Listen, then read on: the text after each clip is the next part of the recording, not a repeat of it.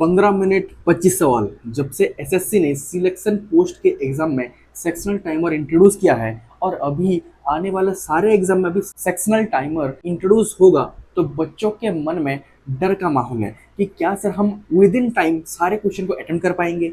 तो उस डर को दूर करने के लिए हम ये सीरीज स्टार्ट किए हैं। तो हम इस सीरीज में आपको सिखाएंगे कि कैसे हम रीजनिंग को 10 से 12 मिनट के अंदर हम तोड़ के रख देंगे। तो जिन लोगों ने पहले ये सीरीज नहीं देखा है, आप लोगों का स्वागत है। तो हमने आज सीजीएल 2025 का 22 सितंबर वाला शिफ्ट 1 का पेपर निकाला है और उसका हम रीजनिंग सेक्शन करेंगे और हम 10 से 12 मिनट के अंदर रीजनिंग के क्वेश्चन को तोड़ के रख देंगे। ठीक है, तो चलिए शुरू करते हैं।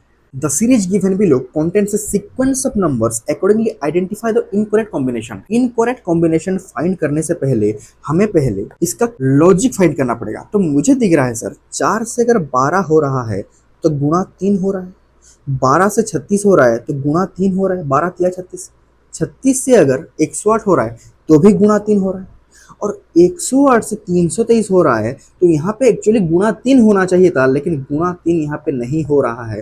तो 323 मेरा एक इनकरेक्ट कॉम्बिनेशन हो जाएगा। ठीक है, तो भाई यहाँ पे 323 नहीं है और यहाँ पे भी 323 नहीं है। ठीक है, देखो और क्या हो रहा है सर, 9 से 12 हो रहा है तो यहाँ पे +3 हो रहा है। ठीक है, 12 से 16 हो रहा है तो यहाँ पे +4 हो जा रहा है, जबकि यहाँ पे 3 होना चाहिए था और 3 की जगह यहाँ पे 15 होना चाहिए था। तो 16 भी मेरा एक इनकरेक्ट कॉम्बिनेशन है। तो 16 और 23 ऑप्शन नंबर 3 मेरा सही आंसर हो जाएगा। If garden is coded as FZQCDM, देखो भाई मुझे देखते ही पता चल रहा है कि G से अगर F हो रहा है तो यहाँ पे -1 हो रहा है, A से अगर Z हो रहा है तो भी -1 हो रहा है, देखो R से अगर Q हो रहा है तो भी -1 हो रहा है, D से C हो रहा है तो भी -1 हो रहा है, E से D हो रहा है तो भी -1 और N से M हो रहा है तो भी -1 हो रहा है। तो मुझे इतना पता चल गया कि भाई -1 का पैटर्न फॉलो हो रहा है। तो जैसे ही मैंने ऑप्शन की ओर देखा तो मेरा लास्ट 2 लेटर सब अलग अलग है, BJ, CL, BL और DN। तो भाई सिर्फ मैं ये लास्ट लेटर निकालूंगा और यहाँ भी -1 और -1, तो D-1 C और M-1 L, CL जहाँ पे है वो मेरा सही आंसर है। दैट इज ऑप्शन नंबर 2 मेरा सही आंसर हो जाएगा। ठीक है, ऐसे सॉल्व करना है। ये होता है एग्जाम हॉल अप्रोच कि क्वेश्चन को पूरा सॉल्व नहीं करेंगे, जितना हमें नेसेसरी है, जितना हमें नीड है उतना सॉल्व करके हम आगे निकल जाएंगे। ठीक है सर, देखिए if cat is coded as 3 1 20, आपको सीधा सीधा दिख रहा है लेटर के नीचे इनका प्लेस वैल्यू लिखा गया है। C का प्लेस वैल्यू 3, A का 1 और T का 20, तो 3 1 20। इसी हिसाब से T का प्लेस वैल्यू 20, A का 1 और C का 3, तो 20 1 3, option number 1 is our right answer. ठीक है, देखो स्टेटमेंट पढ़ो। सिलॉक्स का क्वेश्चन आ गया। सिलॉक्स को अगर आप डायग्राम बना के करते हो तो बहुत ज़्यादा टाइम टेकिंग है। मैं कैसे करता हूँ, देखो देखो पहले मुझे दिख रहा है कि सब पॉजिटिव स्टेटमेंट है और भाई ऑल डॉग्स मतलब डॉग 100 हो गया, आर कैट्स मतलब ये 50 हो गया, सम कैट्स आर रेट्स तो कैट भी 50, रेट्स भी 50, कंक्लूजन में सम रेट्स 50 और डॉग्स भी 50 और ऑल डॉग्स 100 और रेट्स 50। ठीक है, हमें बोल रहा है कि some rats are dogs, some rats are dogs, some rats are dogs बोल रहा है, लेकिन यहाँ पे सम कैट्स और सम कैट्स नहीं कटेगा। क्यों? कटने के लिए एक तो 100 होना नेसेसरी है, 100 होना जरूरी है, जबकि यहाँ पे दोनों में 50-50 है, तो कंक्लूजन 1 गलत हो जाएगा sir. All dogs are rats, all dogs are rats बोल रहा है, यहाँ पे भी सर कैट्स और कैट्स कटने के लिए एक को 100 होना जरूरी है, जबकि यहाँ पे कैट्स और कैट्स 50 हैं, तो ये भी नहीं होगा सर। तो option number 1 neither 1 nor 2 follows, यही हमारा सही आंसर हो जाएगा। ठीक है, देखो what should come at the place of question mark. तो भाई मुझे दिख रहा है कि 100 से अगर 97 हो रहा है तो -3 हो रहा है, 97 से 91 हो रहा है तो यहाँ पे -6 हो रहा है, 91 से 82 हो रहा है तो यहाँ पे -9 हो रहा है। तो मुझे एक पैटर्न पता लग गया, यहाँ पे 3 का मल्टीपल होता जा रहा है। 3 एकम 3, 3 दूनी 6, 3 तिया 9, तो 3 चौका 12 होगा और भी माइनस का, तो 82 में से अगर 12 घटाऊंगा तो 70 वाला आंसर आएगा, जो कि ऑप्शन नंबर 2 में है। ऑप्शन नंबर 2 70 मेरा सही आंसर हो जाएगा। ठीक है, देखो given value okay, 100 divided 5, divide मतलब गुणा, गुणा 5, plus means minus, minus means plus और गुणा मीन्स डिवाइड। ठीक है, इतना सही है। तो भाई 2 पंजे 10, -20 और +5, ये कितना हो जाएगा सर, -15। तो भाई 100 गुणा 5 500, 500 माइनस 15 कितना होता है सर? 485। ऑप्शन नंबर 4 मेरा बिल्कुल सही आंसर हो जाएगा। ठीक है, देखो, a patient with a contagious disease is admitted. एक पेशेंट जिसको कॉन्टेजियस डिजीज है वो एडमिट हुआ है। What is your first step? हमें क्या करना चाहिए? ऑप्शन क्या कह रहा है sir? Ask them to wait. उसको, एक पेशेंट को एडमिट किया गया है और कॉन्टेजियस डिजीज है उसे, तो हमें वेट करने के लिए बोलेंगे? बिल्कुल नहीं sir. Inform the media. Media को क्यों इन्फॉर्म करेंगे भाई? ये भी सरासर गलत है। Discharge them immediately. उसे एडमिट करने की बजाय हम उसे डिस्चार्ज क्यों करेंगे? तो ये भी गलत है। Only option number 1 followed. Isolate the patient. Isolate क्यों करेंगे? क्योंकि उसे कॉन्टाजियस डिजीज है, उसके वजह से किसी और को फैल सकता है। एंड इन्फॉर्म द डॉक्टर, और डॉक्टर को इन्फॉर्म करेंगे ताकि उसे एडमिट किया जा सके। समझ में आ गया? तो option number 1 isolate the patient and inform the doctor is our right answer. देखो, ये सब साइन इंटरचेंज करने के लिए बोल रहे हैं और हमें 4 ऑप्शन दिया है, तो हमें एक एक को चेक करना पड़ेगा। मैं पहले को चेक कर रहा हूँ। ठीक है, 8 गुणा 4, गुणा मीन्स प्लस, गुणा मीन्स प्लस। ठीक है, प्लस मीन्स माइनस। तो क्या ये 7 आ रहा है सर? 8 4 12 और 12 में से 5 जाएगा। यस सर, बिल्कुल 7 आ रहा है, तो यही मेरा सही आंसर हो जाएगा। पहले ऑप्शन को चेक किया और यही आंसर आ गया। आपको मैं फिर से बता दे रहा हूँ, मैंने ऑप्शन के साथ कोई भी छेड़खानी नहीं की है। ये 22 सितंबर शिफ्ट 1 CGL 2025 का क्वेश्चन है, आप जाके देख सकते हैं। ठीक है, देखो, 6Q2, Q डिनोट्स गुणा 6 गुणा 2, P denotes plus, R denotes -3, S denotes divide 1। तो भाई 1 या 3 तो ये ऐसे ही हो जाएगा। 6 दूनी 12 और 4 16, 16 से 3 जाएगा तो 13 वाला आंसर आएगा। Option number 2 is our right answer. ठीक है, देखो देखो, एक एलिजिबिलिटी क्राइटेरिया है सर। क्या क्या है sir? Should have passed 12 with minimum 60% mark. 12वीं में आपको 60% मिनिमम मार्क्स चलाना चाहिए। और क्या बोल रहे हैं? 40 वर्ड पर मिनट टाइपिंग स्पीड होना चाहिए। Should have completed certificate course in typing और डाटा एंट्री। टाइपिंग और डाटा एंट्री का एक कोर्स होना चाहिए जिसका सर्टिफिकेट आपके पास होना चाहिए। ठीक है, एज शुड बी बिटवीन 18 से 28 के बीच आपको आपका एज होना चाहिए। ये सब क्राइटेरिया है सर। तो केस क्या बोल रहे हैं? राज नामक एक लड़का है जो 12th में 65% मार्क लाया है। तो भाई हमें मिनिमम 60% मार्क मांगा था, यहाँ पे 65% मार्क, तो बिल्कुल सही है सर। आगे क्या बोल रहा है सर? वजह से 38 वर्ड पर मिनट, जबकि हमें 40 वर्ड पर मिनट मांगा था। 40 वर्ड पर मिनट मांगा था। यहाँ पे देखो 40 वर्ड पर मिनट मांगा था, लेकिन जबकि यहाँ पे 38 वर्ड पर मिनट है। ठीक है, और एंड एक certified data entry professional. Data entry professional ये भी कोर्स किया है, तो ये भी सही है sir. He is 24 year old. हमें पूछा था कि 18 से 28 की एज में चाहिए और इसे 24 हो रहा है, तो ये बिल्कुल सही है सर। तो भाई ऑप्शन क्या कह रहा है? एलिजिबल। भाई एलिजिबल तो नहीं होगा, क्योंकि क्राइटेरिया बोल रहा था कि 40 वर्ड पर मिनट टाइपिंग स्पीड होना चाहिए, जबकि इसके पास मात्र 38 वर्ड पर मिनट है, तो एलिजिबल तो नहीं है। Not eligible due to age. Age तो भाई 24 साल है, 18 से 28 के बीच 24 आता है, तो ये भी नहीं होगा। Not eligible due to typing speed. Yes, option number 3 हमारा सही आंसर हो जाएगा। ठीक है, not eligible due to missing certificate. नहीं सर, सर्टिफिकेट भी है इसके पास। ठीक है, तो only option number 3 is our right answer. ठीक है, देखो, the sum of 3 consecutive even number is 72। What is the largest of this 3 number? 3 संख्याओं का सम 72 है और तीनों संख्या इवन नंबर है, और हमें उनका लार्जेस्ट नंबर पूछा है। बहुत से लोग ऐसे क्वेश्चन कैसे करते हैं बता रहा हूँ। वो पहले लिखेंगे, माना कि एक संख्या x है, तो दूसरी संख्या x + 2 है और तीसरी संख्या x + 4 है। आपको ये वाली गलती कभी नहीं करना है। पहली बात, अगर मुझसे आप पढ़ रहे हो तो ये वाली गलती बिल्कुल नहीं करना है। ठीक है, तो भाई करा क्या जाए? आपको एक चीज़ मैं बताता हूँ। अगर सर मैं आपको 3 संख्या दूँ, 3, 4 और 5, तो हमेशा जो एवरेज होता है, एवरेज हमेशा बीच वाला नंबर होता है। एवरेज हमेशा बीच वाला नंबर होता है। आप कैलकुलेट करके देखो, 5 4 9 3 12, 12 में से 3 जाएगा, 3 चौका 12, 4 वाला आंसर आएगा। ठीक है, समझ में आ गया? तो भाई मैं कहना ये चाहता हूँ, जब भी 3 संख्या हो तो एवरेज बीच वाला आता है। और एवरेज का फॉर्मूला क्या होता है सर? एवरेज का फॉर्मूला क्या होता है? सम बटा नंबर। सम बटा नंबर, और सम कितना है सर? 72। और संख्या कितने हैं? 3 संख्या, यहाँ पे देखो 3 कॉन्जुगेटिव नंबर, तो 3 से कितने बार कट जाएगा? 24 या 72 होता है सर। तो 24 मिडिल वाला नंबर आ गया। 24 अगर मिडिल वाला नंबर आ गया तो इसके यहाँ पे एक नंबर और यहाँ पे एक नंबर होगा। और हमें क्वेश्चन में खुद बोल रहा है कि इवन नंबर है सर, तो ये वाला 22 होगा और ये वाला 26 होगा। और हमें लार्जेस्ट पूछा था, तो 26 ही हमारा लार्जेस्ट हो जाएगा। Option number 3 is our right answer. समझ में आया कि नहीं? मेथड कैसा लगा बताओ। अगर आपको ये लॉजिक भी एग्जाम हॉल में नहीं आया तो डायरेक्ट आप ऑप्शन की ओर निगाह मारो।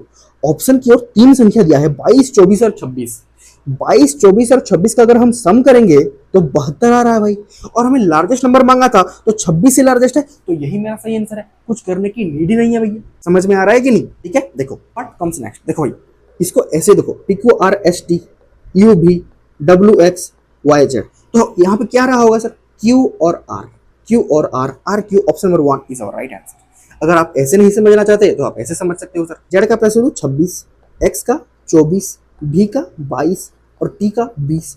तो भाई 26 से 24 हो रहा है तो -2, 24 से 22 हो रहा है तो भी -2, 22 से 20 हो रहा है तो भी -2, तो 20 से -2 होगा तो 18। 18 का इसका प्लस होता है आर का, और आर एक ही ऑप्शन में था, option number 1 is right answer. आप ऐसे भी सोच सकते हो सर। एक क्वेश्चन को करने के लिए बहुत सारे तरीके होते हैं, ठीक है, और आपको मैं सारे तरीके बताते हुए जा रहा हूँ ताकि आप एग्जाम हॉल में कोई मिस्टेक ना करें, ठीक है। देखो फाइंड द ऑड आउट। देखो तमिल, संस्कृत और कन्नड़, ये सब सर स्पेसिफिक लैंग्वेज के नेम है सर। तो हमारा और कौन हो जाएगा? क्लासिकल लैंग्वेज, ठीक है। देखो in a certain code plane is written as QMBOF, ठीक है। तो भाई यहाँ पे तो डायरेक्ट दिख रहा है, P से Q हो रहा है तो यहाँ पे +1 हो रहा है, L से +M हो रहा है तो +1 हो रहा है, A से B हो रहा है तो +1 हो रहा है, N से O हो रहा है तो +1 हो रहा है, और E से F हो रहा है तो P +1 हो रहा है। तो भाई मुझे यहाँ पे +1 करना है। PQRST